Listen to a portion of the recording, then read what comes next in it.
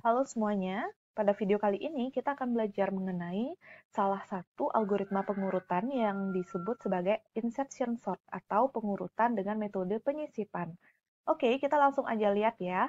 Nah, jadi di sini saya akan menjelaskan cara kerja insertion sort untuk pengurutan ascending atau dari terkecil menuju ke terbesar. Nah, jadi di sini untuk elemen pertama itu kita udah anggap terurut. Jadi step kita mulai mengecek dari elemen kedua pada data kita. Jadi kita ambil elemen berikutnya dari elemen pertama dan kita sebut elemen yang kita ambil itu sebagai elemen kunci. Nah, kemudian kita akan membandingkan elemen kunci ini dengan semua elemen atau semua data di sebelah kirinya. Nah, kita akan melakukan pergeseran dari semua data di kiri yang nilainya lebih besar daripada elemen kunci. Nah, kemudian nanti akan ada dong satu posisi yang kosong, karena kan digeser-geser gitu ya. Nah, dimanapun posisi kosongnya, maka kita akan menyisipkan atau menginsertkan elemen kunci yang kita ambil pada langkah B tadi kepada posisi kosong tersebut. Nah, kita akan mengulangi langkah B sampai dengan F ini terus-menerus sampai dengan semua data terurut atau sampai datanya sudah habis. Oke, kita langsung lihat contohnya ya. Jadi di sini kita akan diberikan sebuah array atau data bernama L dengan 6 elemen. Nah, ini adalah elemen datanya. Oke. Jadi, kita langsung kan tadi mulai dari langkah kedua ya. Jadi di langkah pertama ini udah pasti terurut gitu. Jadi kita ambil, jadi data pertama ini kita nggak utak-atik gitu. Nah, kemudian kita akan ambil data berikutnya. Nah, jadi di sini saya kasih pelang, jadi saya kasih pembatas antara data yang udah kita anggap urut dengan yang lainnya. Nah, jadi kita mulai dari langkah C sampai dengan E. Bandingkan semua elemen dengan elemen sebelah kiri. Nah, jadi kita akan membandingkan di sini. Nih, 27 ini kita akan ambil. Ini sebagai kunci. 27 ini adalah kunci, kita akan bandingkan dengan semua yang di kiri. Kita akan bandingkan 29. Nah, ternyata 29 ini lebih besar, berarti kita harus menggeser 29. Jadi, dia digeser ke kanan. Semua elemen di kiri yang lebih besar daripada 27 akan digeser. Kebetulan hanya ada satu, jadi yang digeser satu. Nah, kemudian, karena yang di kiri ini udah habis, maka kita sisipkan elemen kunci pada posisi kosong. Jadi kunci si 27 ini akan kita sisipkan di posisi kosong. Oke, ini bukan pertukaran ya, tapi dia digeser-geser ke kanan dan disisipkan. Kebetulan hanya ada dua, untuk langkah kedua ini hanya ada dua buah bilangan, jadi kesannya kayak ditukar, gitu. Oke, kemudian berikutnya, jadi di sini elemen ke-1 dan kedua ini udah pasti terurut ya. Jadi kita akan geser pembatasnya ini ke kanan lagi agar kita bisa melakukan langkah berikutnya, yaitu kita mengambil kunci berikutnya. Kita akan mengambil elemen berikutnya. Kita akan proses si 10 ini. Nah, jadi di sini yang merah ini udah terurut nih, 27, kemudian 29. Nah, oke. Jadi bandingkan semua elemen di sebelah kiri dengan kunci. Nah, ini adalah kuncinya. 10 ini adalah kunci. Kemudian kita akan bandingkan dengan 29, ternyata 29 lebih besar, berarti kita akan geser 29. Oke, kemudian bandingkan dengan 27, ternyata lebih besar juga, maka 27 digeser. Nah, setelah itu ada posisi kosong nih satu. Nah, baru kita sisipkan elemen kunci si 10 pada posisi kosong. Nah, jadi tidak selalu sih posisi kosong itu ada di posisi pertama. Ini kebetulan dia ada di posisi pertama gitu. Oke, jadi sekarang karena sudah terjadi penyisipan atau langkah E sudah dilakukan, berarti, nah jadi elemen ke-1 sampai ke-3 ini udah terurut. Kita akan geser pelangnya ya, ini karena ini udah terurut. Kita akan siap-siap mengambil elemen berikutnya sebagai kunci. Nah, jadi di sini kita akan bandingkan si kunci yaitu 8 dengan semua elemen yang di kiri dengan 29, 27, dan 10. Apabila ternyata datanya lebih besar, maka kita akan geser. 27 lebih besar digeser, 10 lebih besar digeser. Nah, kemudian ada satu posisi kosong gitu kan, karena ini udah nggak ada lagi yang lebih besar daripada 8 kan. Jadi 8-nya kita geser. Oke, karena elemennya udah habis ya. Nah, lalu karena udah terjadi penyisipan, sorry, 8-nya tadi disisipkan ya, bukan digeser ya. Karena sudah terjadi penyisipan, maka sekarang elemen ke-1 sampai ke-4 ini udah urut nih. Kalau kalian lihat 8, 10, 27, 29. Kita nggak ngurus dulu yang kanan ya. Nah, baru deh di langkah berikutnya, kita akan geser pelangnya kan di sini kan. Sorry, pelangnya udah di sini kan. Nah, jadi kita akan ambil elemen kunci. Nah, jadi di sini kita ambil 76, jadi elemen berikutnya ya. Dan kita akan bandingkan dengan semua yang di kiri. Nah, kita bandingkan dengan 29. Ternyata 29 ini lebih kecil. Karena dia lebih kecil, 29 ini nggak boleh digeser ke kanan gitu kan, karena dia lebih kecil. Sehingga tidak terjadi pergeseran gitu ya. Jadi kita nggak perlu lagi mengecek yang sebelah kirinya, karena yang merah ini kan udah terurut. Logikanya adalah apabila ternyata 29 ini lebih kecil daripada kunci, yaitu 76, berarti semua yang di kiri ini lebih kecil, maka kita nggak perlu cek lagi gitu. Jadi di sini tidak ada pergeseran, sehingga 76 disisipkan kembali ke posisinya. Jadi seperti itu.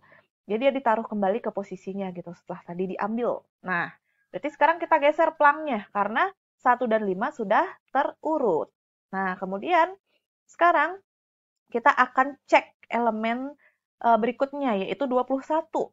Nah, jadi kita ambil dia sebagai kunci. Nah, kita akan membandingkan dengan semua yang ada di kirinya, gitu ya. Sampai nanti ketemu yang udah lebih kecil, berarti pergeseran akan selesai. Ternyata 76 lebih besar, geser. 29 lebih besar, geser. 27 lebih besar, geser. Nah, 10 ini kan nggak lebih besar ya, 10 ini lebih kecil, berarti pergeseran stop sampai di sini. Nggak perlu lagi dicek. Jadi tidak melulu sampai elemennya habis gitu ya. Jadi kita geser-geser itu sampai entah elemennya habis atau udah ketemu nih yang lebih kecil gitu. Nah, karena udah ketemu yang lebih kecil, meskipun elemennya belum habis, gesernya stop. Nah, jadi ini ada posisi yang kosong, maka kita lakukan E, yaitu menyisipkan kunci pada posisi yang kosong. Nah, kemudian otomatis karena pelangnya digeser terakhir, ini udah habis datanya. Otomatis dia udah terurut semua dan datanya sudah habis. Jadi seperti itu ya konsepnya, kita sebenarnya mulai dari elemen kedua gitu, kita bandingkan dengan yang di kiri. Dan kita akan geser-geser sepanjang elemen yang di kiri itu lebih besar. Nah, oke. Jadi itu simulasinya tadi. Dan sekarang kita akan cek algoritma ascending untuk insertion sort. Kita kan tadi mulai dari elemen kedua ya. Jadi ini pseudocode-nya, kita mulai dari elemen kedua sampai elemennya habis. Berarti sampai N. Karena jumlah datanya di sini adalah N. Lalu tadi ada langkah B, kita mengambil elemen kunci. Ini adalah pseudocode untuk mengambil elemen kunci. Kita nyatakan elemen kunci itu sebagai variabel X, dan jadi di sini kita ambil L yang ke I, gitu ya. Jadi L yang ke I.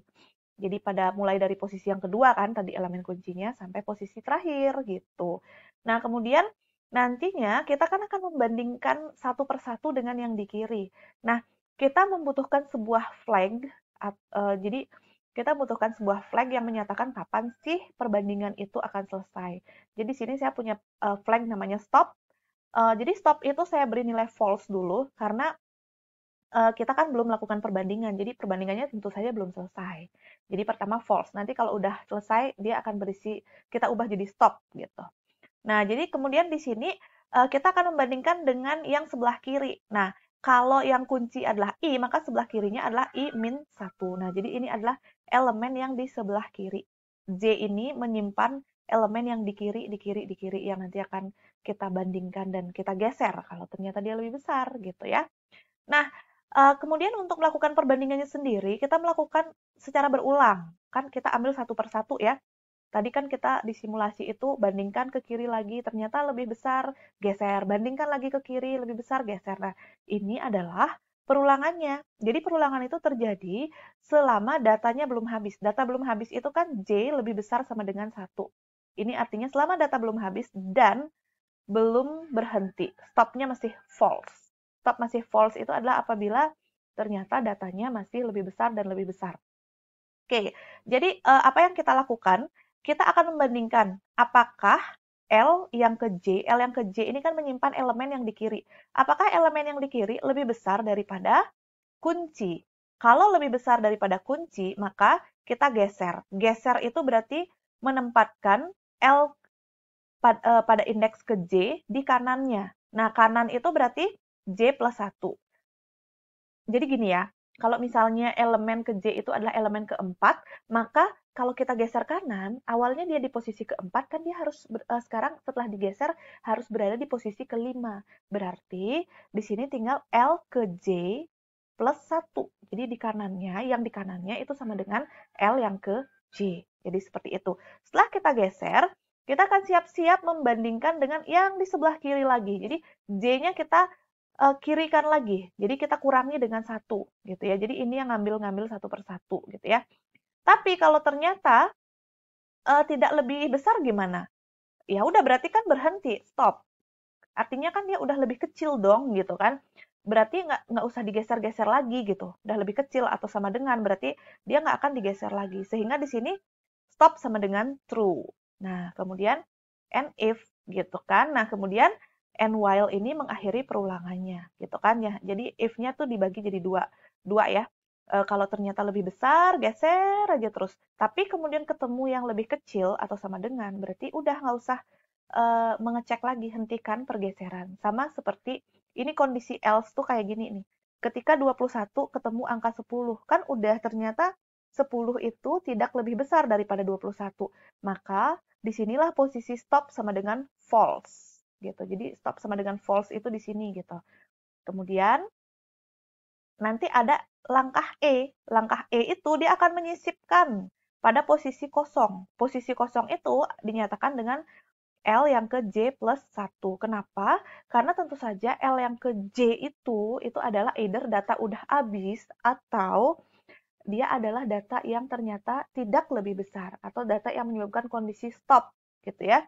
Sehingga di sini kita posisi kosongnya itu sebenarnya berada pada L yang ke J plus 1. Itu kita kasih X. Udah selesai gitu ya. Ini ya bagian-bagian yang tadi dari langkah-langkah yang disebutkan mulai dari B sampai dengan E. F-nya tadi kan mengulang, dia menuju ke Y lagi. Menuju ke X lagi, seperti itu. Nah, oke. Itu adalah pseudocode-nya. Di video yang berikutnya saya akan menjelaskan bagaimana mengimplementasikan flowchart dari pseudocode ini ke dalam Flowgorithm. Jadi, kalau kalian berminat, silakan disimak ya.